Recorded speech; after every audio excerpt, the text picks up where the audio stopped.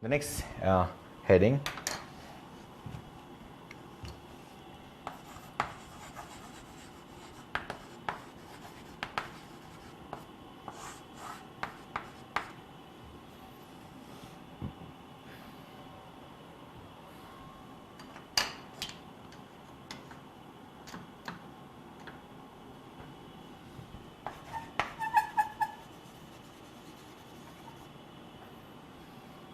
phenomena of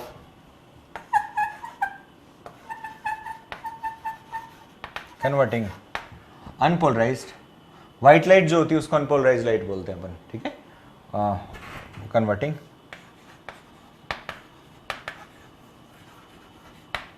light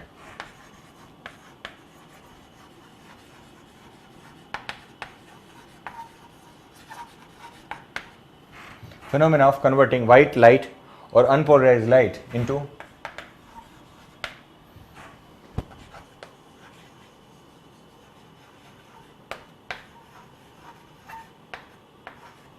polarized light is called as polarization.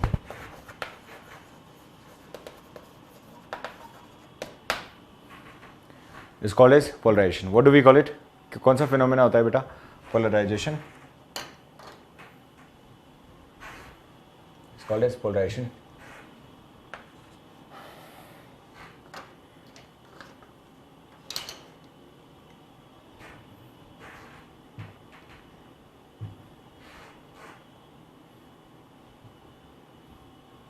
It's called as polarization.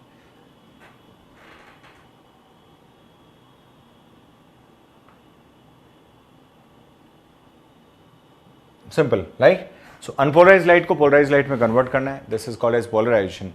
And the second thing which we are studying here, it is called as polarization. What is Polaroids?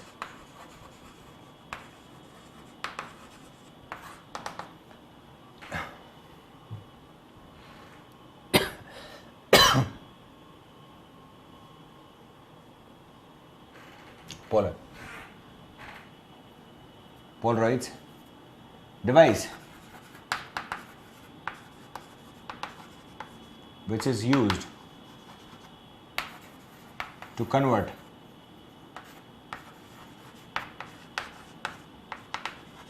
unpolarized light into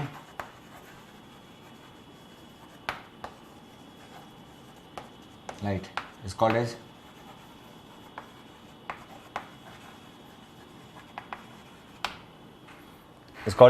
Polaroids. What are the different types of Polaroids, children? कौन कौन से थे? There is a Nicol prism.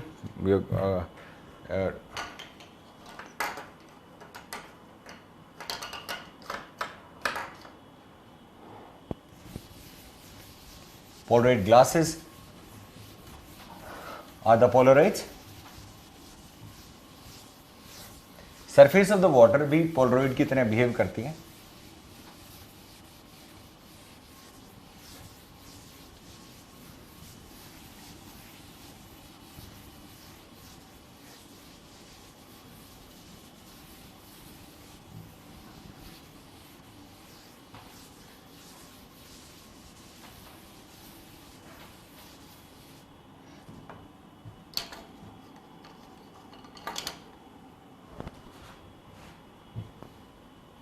Okay, polarization, and this is Polaroid. Okay, different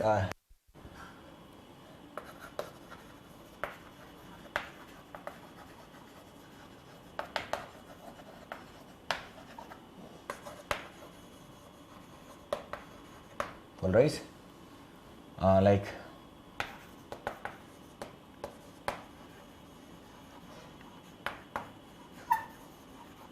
glasses,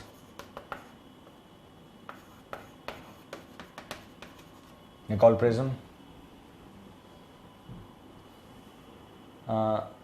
water surface be, etc. I am forgetting one name here. Nicol prism, Polaroid glasses, and there are a few more, right? Different type of glasses. So Nicol prism is not there in syllabus, though we had. I personally I had this in my syllabus, right? So this is about the Nicol prism. So किस तरीके से होता है? UPL को हम PL में change करेंगे तो क्या होता है? उस अब ये तो पोलराइड आ गया, ठीक है। उसके बाद होता है एनालाइजर। पोलराइड हमेशा किसके पास रखा होता है? ऑब्जर्वर के पास, है ना। ऑब्जर्वर से लाइट उसके पास, सोर्स के पास। सोर्स कौन सा होगा बेटा? Source will be monochromatic source of light, source of light. UPL मिलती है उससे भी, unpolarised. Source of light is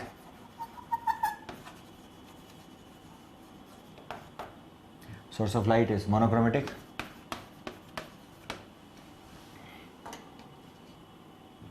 Source of light is monochromatic source, and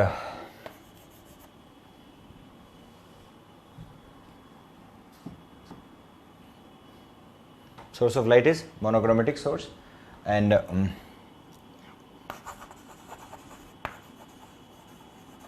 Polaroid is main इसका जो काम होता है यूपीएल को पीएल में चेंज करेगा, कुछ नहीं। दो कंपोनेंट हैं, एक परपेंडिकुलर और एक पैरेलल, राइट। प्लेन में, एक प्लेन में दो कंपोनेंट होते हैं, एक कंपोनेंट को रोक लेता है और एक को जाने देता है। एक को जाने दिया, पीएल बन गया आपके पास, ठीक है। This the basic phenomena.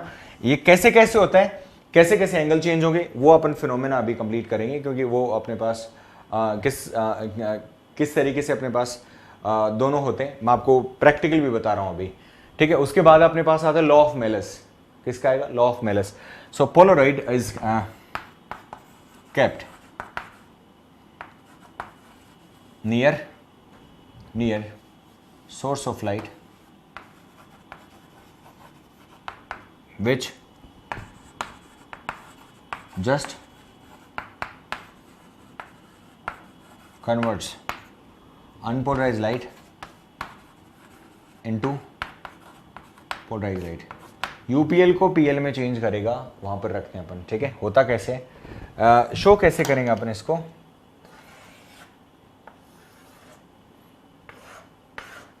That shows the plane. That's how the Polaroid is, है ना। शो इस तरीके से करते हैं। This will be the plane. This will be the plane. अब ये दो कंपोनेंट होंगे बेटा,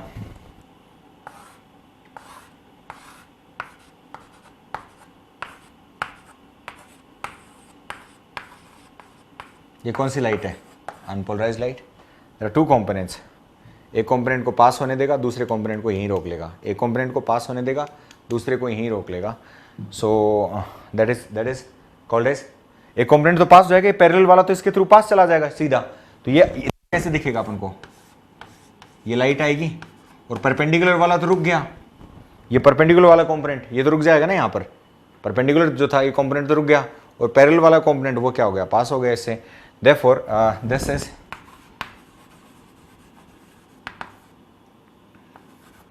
and this has become a polarized light. Okay, unpolarized light becomes the polarized light, and this is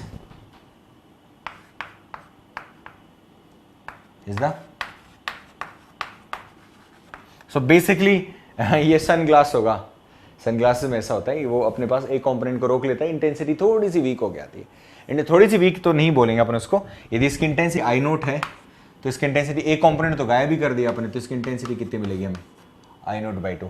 और इंटेंसिटी का ऑफकोर्स हम फॉर्मूला हम पढ़ेंगे यहाँ पर, जो लॉ ऑफ मेलस ने दिया। हम वेव ऑप्टिक्स पढ़ रहे हैं। Intensity is directly proportional to, again I am telling you, intensity is directly proportional to a square, right. So intensity खुद एक वेक्टर क्वांटिटी नहीं होती, पर एम्पलीट्यूड का डायरेक्शन हम ले सकते हैं, which is in a given particular direction। किस भी डायरेक्शन में पर्टिकुलर डायरेक्शन होगा उसका। समझ आ रही चीज? ठीक है, आई एम श्योर आपको समझ आ रही है चीज। Now what do we have next we have source of light is monochromatic source. Now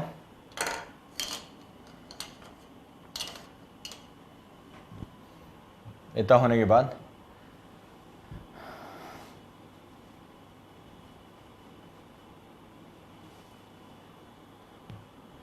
unpolarized light, polarized light, and next is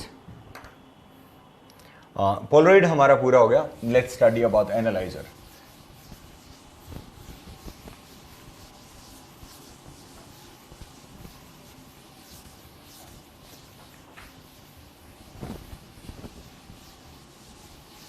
experimental study दे नहीं रखी इसमें, होता किस तरीके से?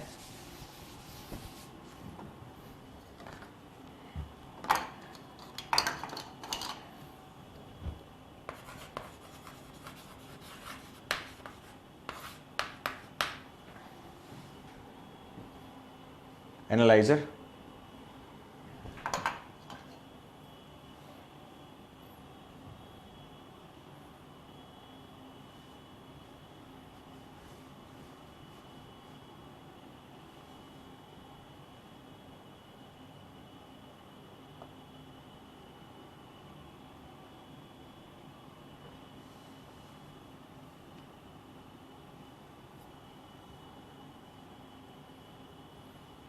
It is a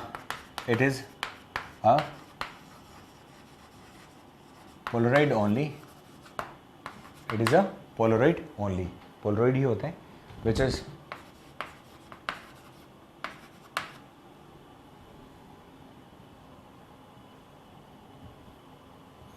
it is a Polaroid only, which is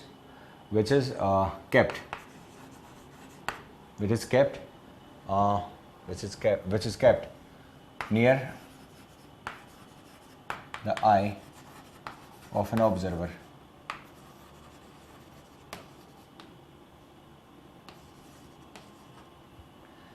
Analyzer is used. दोनों Polaroid होते हैं, बट उसका नाम एनालाइज कर रहे हैं अपन को लाइट को, इसकी इंटेंसिटी कैसे कैसे चेंज होती है यदि अपन उसको घुमाते हैं. बेसिकली स्लिट होती है इसमें, पोलराइज के बीच में स्लिट होती है जो लाइट को पास कराती है, जो आज सबसे पहले हम पढ़ रहे थे, स्लिट की बात कर रहे थे ना हम. तो analyzer is used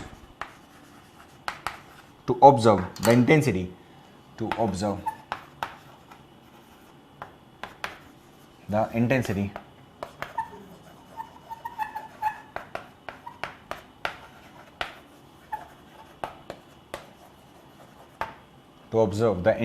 of the light used.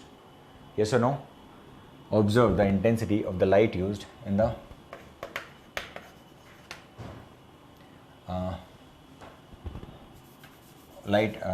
intensity of the light,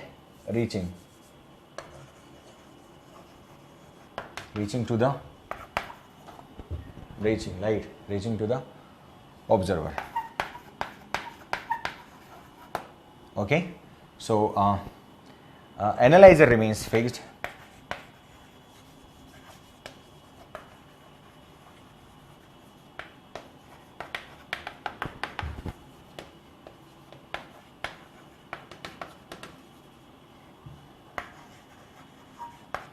Analyzer remains at fixed position, but analyzer fix जो होगा अपने पास पोलराइजर होता है बेटा, एनालाइजर तो वेरी करेगा. I hope you are writing all the points here.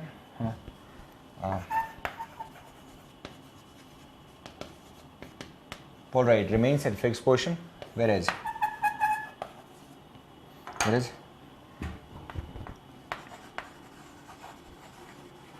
angular position of the analyzer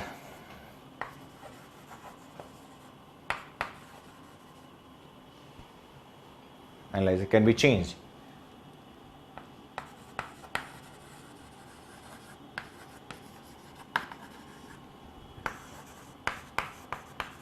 Observer to study about intensity of light.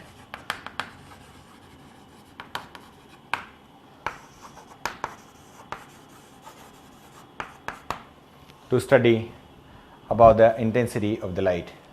Is that okay? Intensity के बारे में पढ़ने के लिए अपने पास उसकी वैल्यू अपन चेंज कर सकते हैं. समझ आ गई बात? चलो बहुत बढ़िया यहाँ तक. Next is what do we have? Study about the intensity of the light. Now what do we have?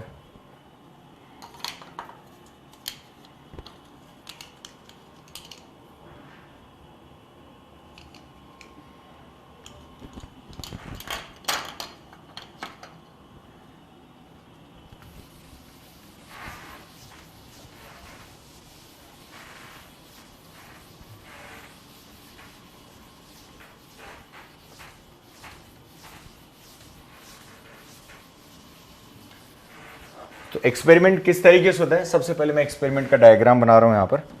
Experiment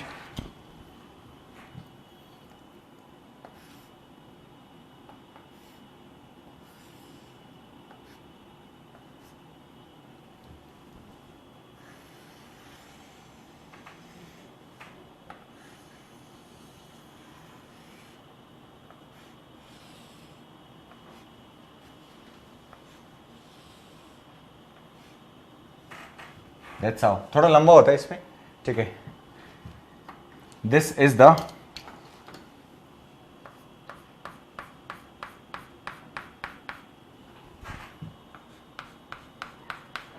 polarise होते हैं, एक को हम बोलते हैं पोलराइजेशन। हेयर द सोर्सेस,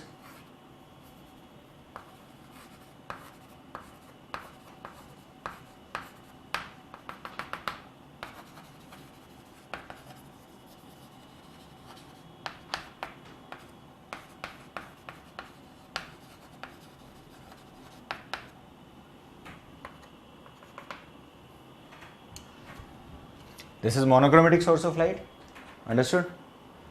यहां से गया, अब डिपेंड करता है इसमें पानी है या नहीं है, पर इसको हम घुमा सकते हैं। This is called as polariser.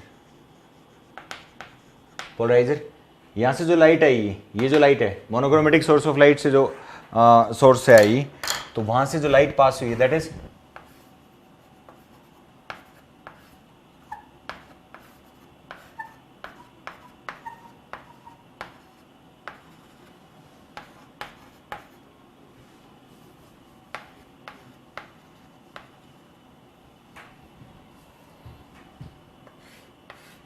This is unpolarize light. But जैसे ही पोलराइजर से पास होगी देयर इज अ ट्यूब, वो फिक्स होती है, पर ये वाला जो पोर्शन है ऑब्जर्वर यहां होता है बेटा, यहां ऑब्जर्वर होता है, ठीक है। इस ट्यूब में लिक्विड भर देते हैं फिर, तो लिक्विड के हिसाब से क्या चेंज होता है, but that is not there in our course. हमें सिर्फ और सिर्फ खाली ट्यूब की बात करनी है। तो यहां से जो लाइट जाएगी वो कौन सी लाइट आई अपने पास, एक लाइट अपने पास, सपोज करो एक कंपोनेंट चला गया अपने पास,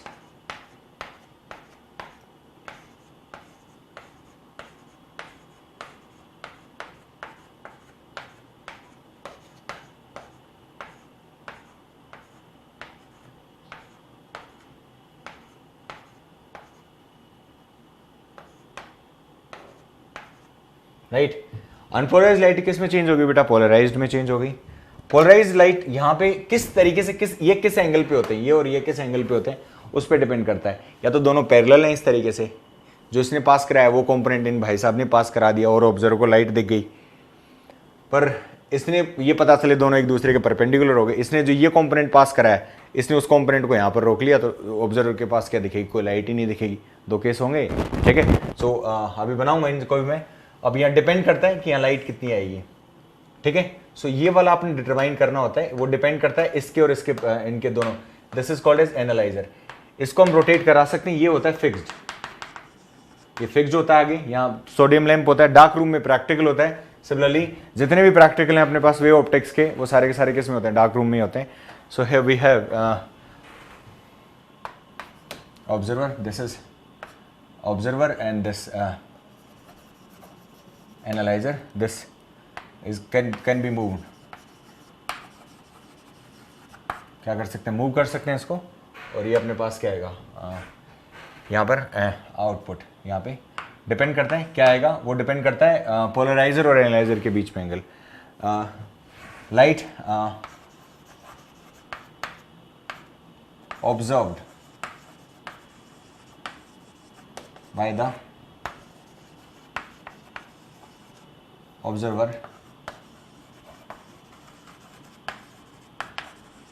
depends on the light observed by the observer depends on the angle between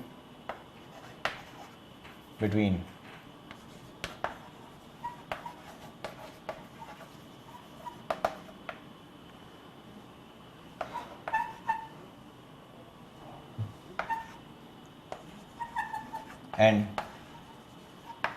plane of analyzer। इसको क्या लाइट दिखेगी वो इन दोनों के प्लेन के बीच में, उस पर डिपेंड करेगा। So that's how it is. Hope you have understood this children.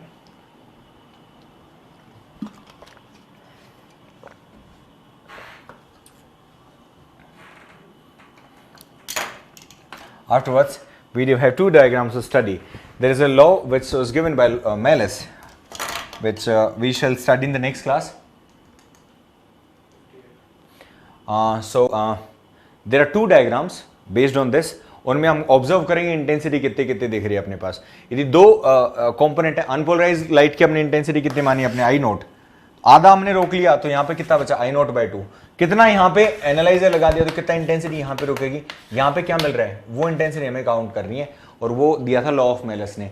आज शायद हम पढ़ नहीं पाएंगे उसको हम कल कंप्लीट करेंगे, but definitely will just complete that for sure. So here let me just tell you teach you these diagrams also, so that we can use this information to study law of Melas in the next lecture. And tomorrow definitely we will be completing this complete chapter.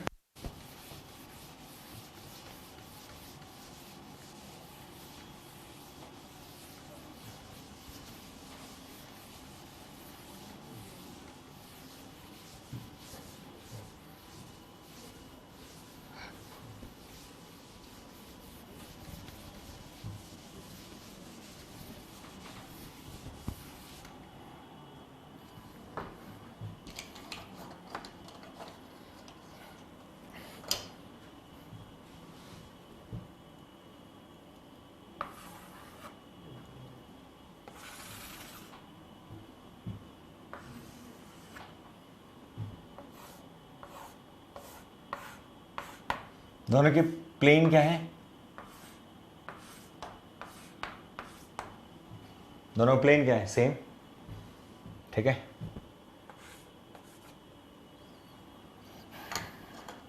यहां पे observer है,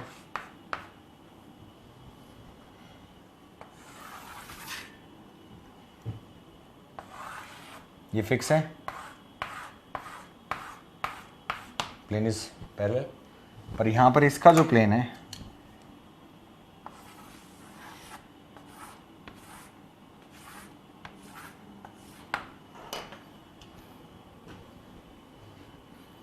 ये इन दोनों के बीच में angle कितना है बेटा, थीटा 0 डिग्री। इन दोनों के बीच में कितना दे दिया, theta 90 degree. I hope you can see that clearly.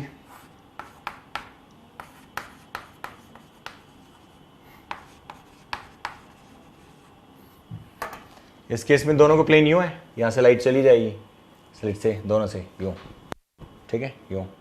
इसमें क्या करा, ये तो फिक्स है यूं, और इसको यूं कर दिया अपन ने, तो कुछ किस तरीके से आएंगे, उधर से तो लाइट आएगी, जो एक कंपोनेंट आएगा वो यहाँ रुक जाएगा और नो लाइट मिलेगी। चलो बना देते हैं उसको।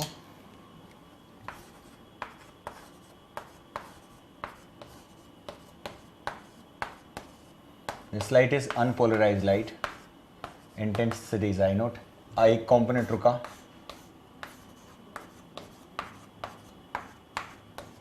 कितना इंटेंसिटी बचा, आई नोट बाई 2। ये प्लेन है तो सीधी की सीधी ये वाला भी सीधा कंपोनेंट निकल जाएगा, और इंटेंसिटी कितने मिली आपको,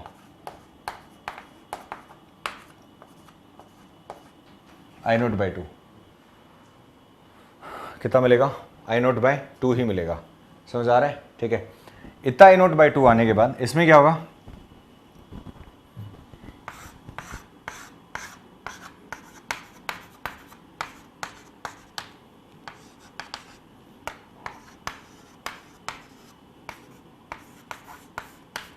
यूपीएल इसने पास कराया इधर से,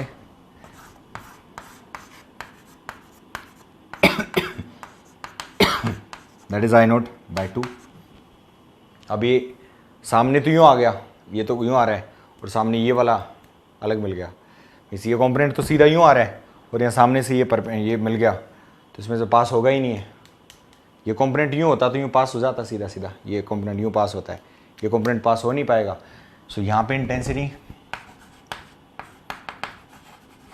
no light is observed.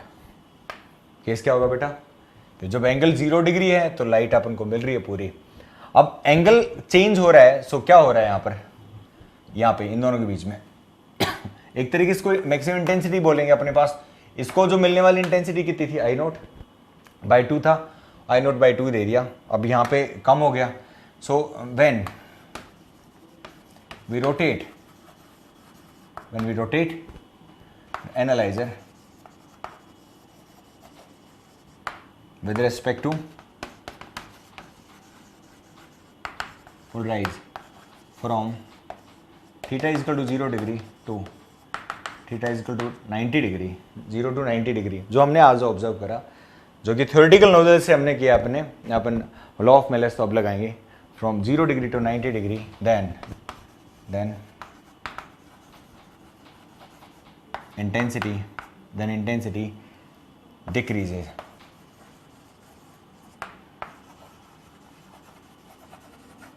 Gradually at 90 degree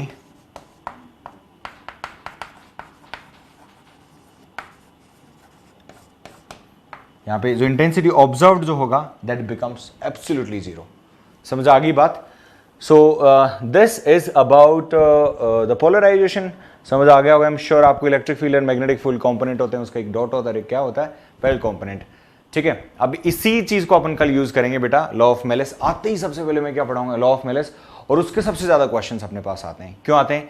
क्योंकि बोर्ड एग्जाम के प्रीवियस भी देखोगे तो पूरे चैप्टर में से जो एग्जाम्पल के नाम पे बस वैल्यू चेंज करके क्वेश्चन दे देते हैं, और सबसे ज्यादा इंपॉर्टेंट क्वेश्चन है। ठीक है, तो कल उसमें एम्फसाइज करने वाला हूं मैं, इस कारण से मैंने उस टॉपिक को पूरे को आज के लिए सेपरेट रखा है, मैंने उसको मिक्स नहीं करा। बाकी रिमेनिंग अपन पढ़ेंगे कल। आज के लिए आप मुझे इजाजत दे दी, जिससे कि मैं बच जाऊं। और thank you so much, all the best, study well, please take care.